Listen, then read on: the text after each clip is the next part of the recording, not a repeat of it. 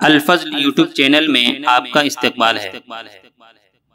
اس channel پر روزانہ قرآن پاک کی ایک آیت تلاوت مع ترجمہ اور مختصر تشریح کا سلسلہ جاری ہے۔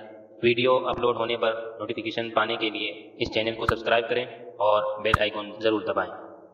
السلام علیکم ورحمۃ اللہ وبرکاتہ۔ میرے دینی و ایمانی بھائیوں اور بہنوں، سورہ آل عمران آیت نمبر 170 پیش خدمت ہے۔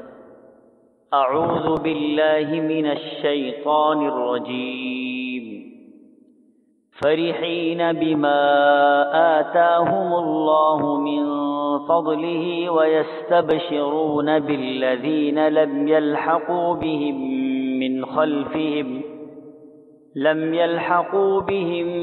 من خلفهم ألا خوف عليهم ولا هم يحزنون۔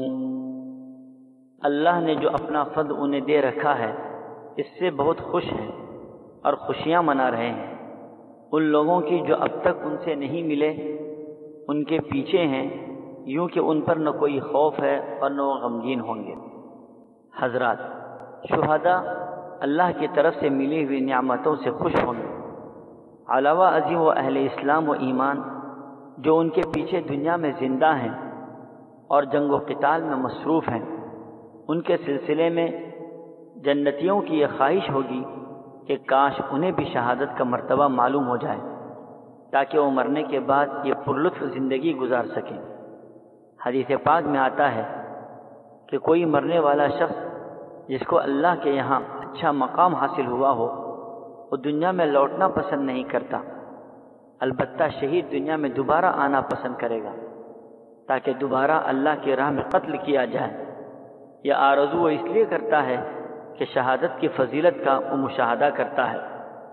آگے ان کے فضائل کو بیان کرتے ہوئے کہا گیا کہ انہیں آئندہ کا کچھ خوف نہ ہوگا اور اپنے پیچھے چھوڑی ہوئی چیزوں پر حسرت اور افسوس بھی نہ ہوگا۔